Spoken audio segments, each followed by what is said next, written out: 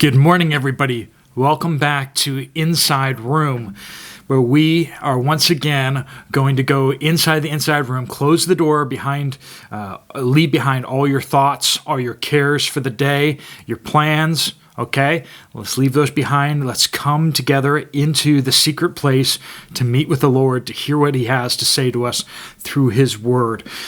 Hopefully you have your pens, hopefully you have your paper, hopefully you have your Bibles open. We're going to be picking up in 1 John, in John chapter 1, starting in verse 1. You can always find the notes in every episode in the description box so that you can see all the bullet points and the application points that I come up with. Please feel free to share your own application points. Let's begin with a word of prayer and confession. Dear Heavenly Father, we come before you and confess our sins and our failings to you right now.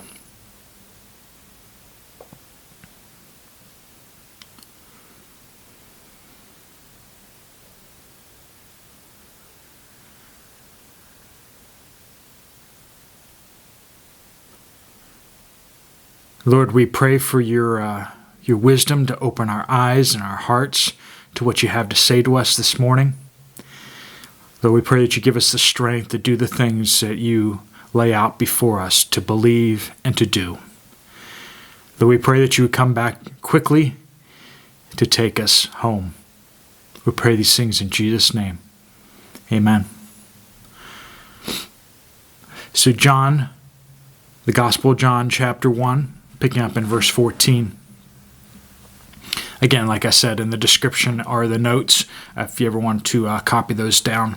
Or come up with your other application ones. Just because what I come up with the application, that is completely something you can reword and you can even come up with other ones.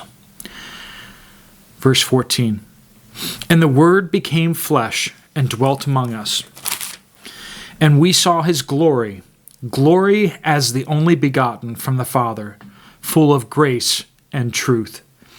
John testified about him and cried out, saying, This was he of whom I said, He who comes after me has a higher rank than I, for he existed before me.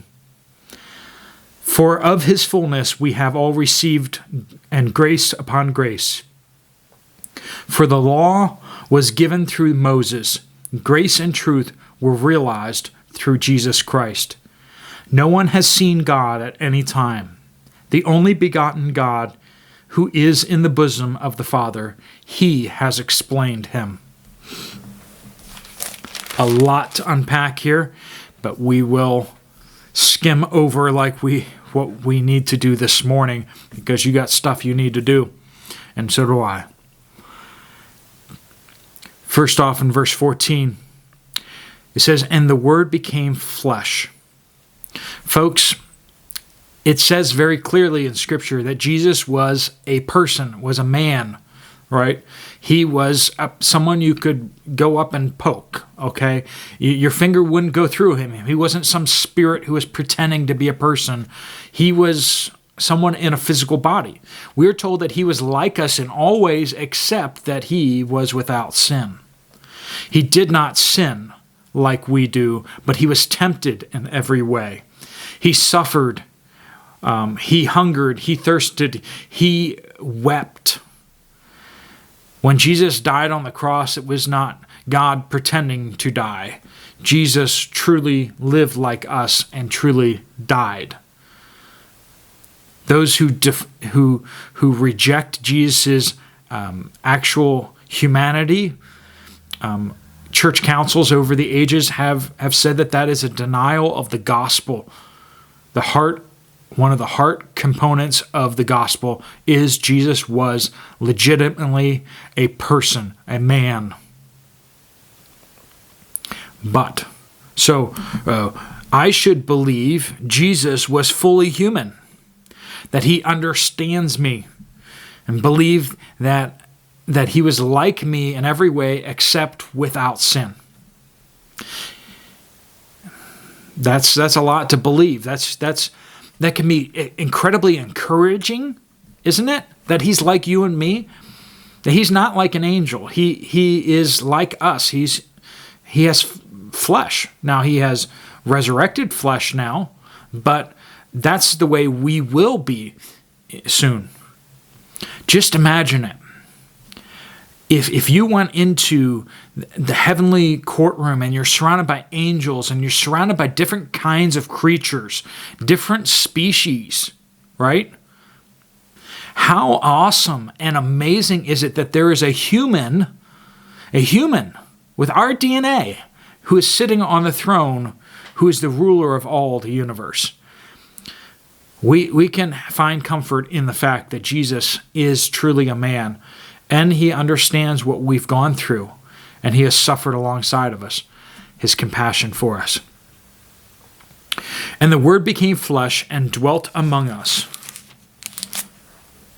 We saw his glory as the only begotten from the Father, full of grace and truth.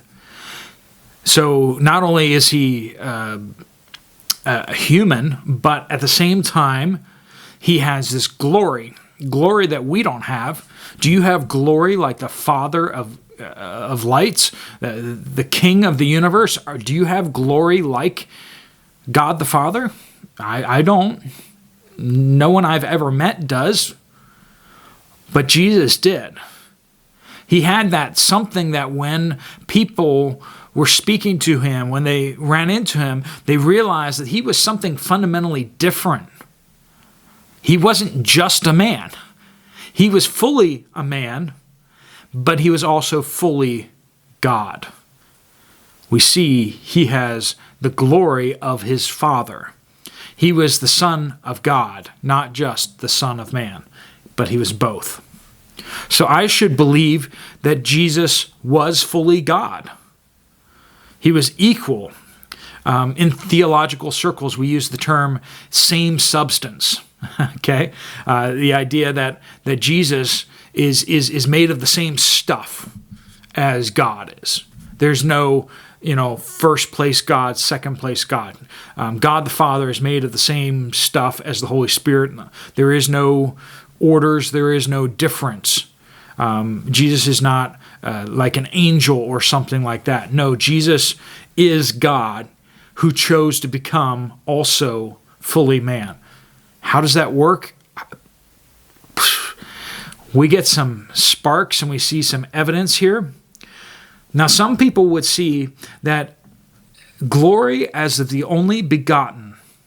When we see that Jesus is the firstborn, when we see that Jesus was begotten, some people would twist this and say that he left behind his divinity. He left behind his godhood.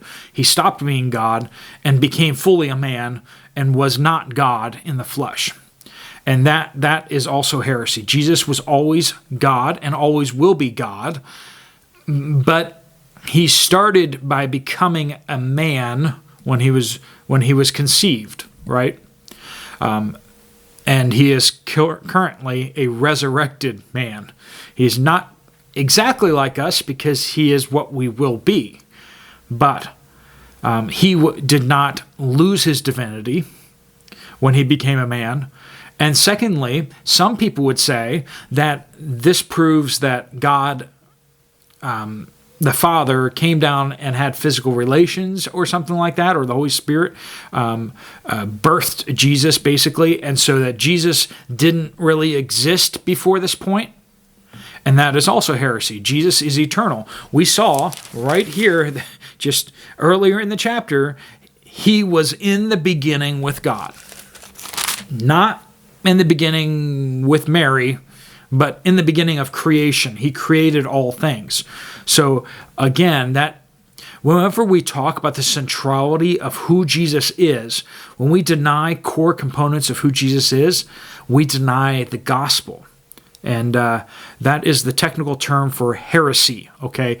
Heresy is not someone says something you don't like or something that you don't agree with theologically. Heresy is when somebody starts changing the gospel or denying the gospel. That's one of those battles where you're kind of obligated as a Christian to say something.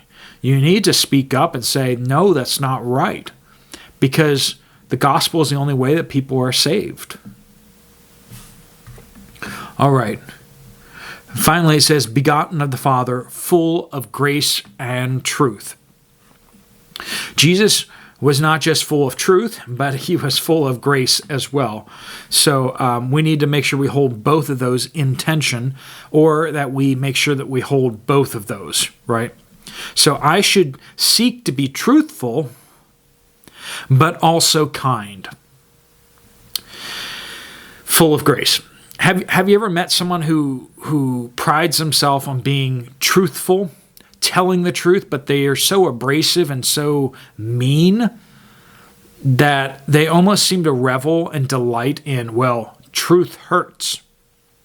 Well, you are not following in the footsteps of Jesus, because truth should go with grace. Truth should go with kindness, right? Now, that's not to say that we should hold back the truth in order to be kind to somebody. That's not it. But sometimes it's not the appropriate moment to speak certain truth, right? When the wife asks, I don't have a wife, so I can talk freely. When the wife asks, do these pants make me look big?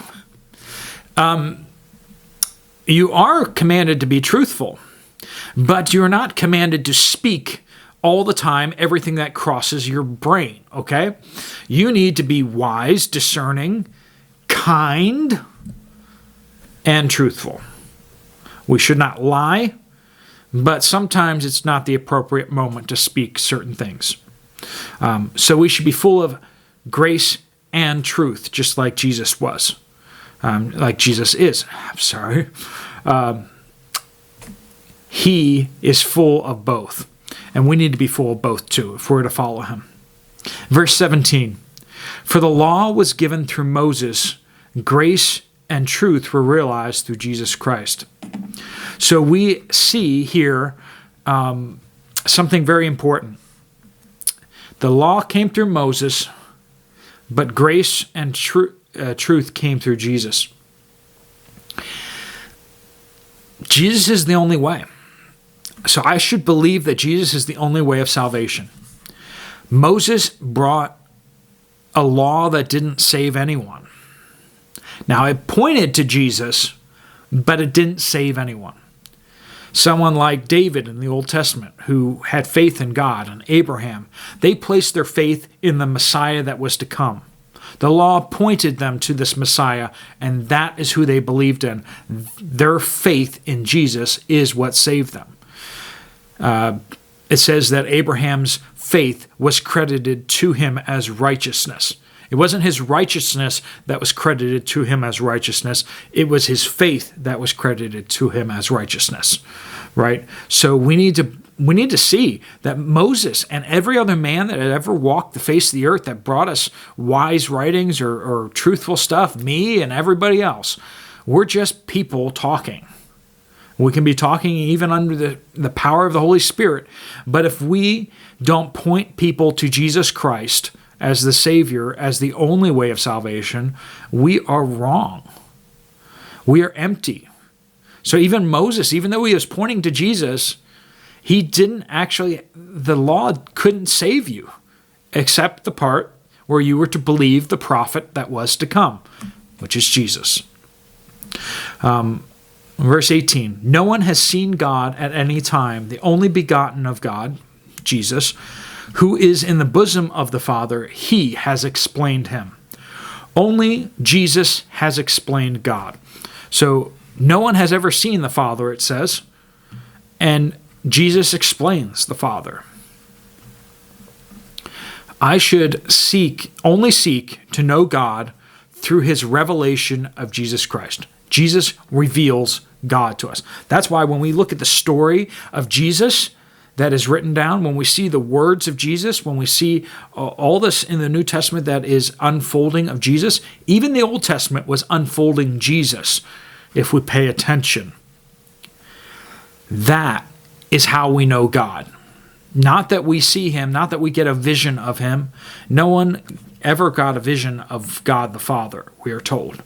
So what about those visions of Jesus? When Moses looks at the back of God, right? What was that about? Well, that was Jesus. Why? Because it says right here that no one has seen God at any time. But people have seen Jesus, so they saw Jesus before he was born. That's the only explanation I can come up with.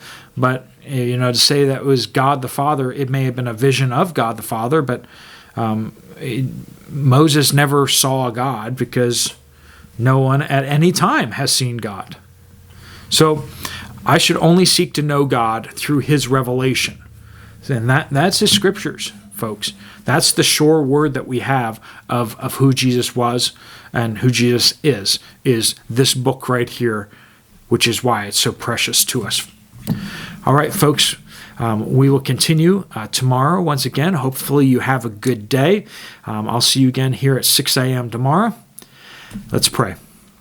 Dear Heavenly Father, we pray that you would guide us today, that you bless each person watching this video in Jesus' powerful name, that you glorify your name through us, that you give us opportunities to talk to other people about Jesus, and that you give us the courage and the boldness to share with them about you. We pray these things in Jesus' powerful name. Amen.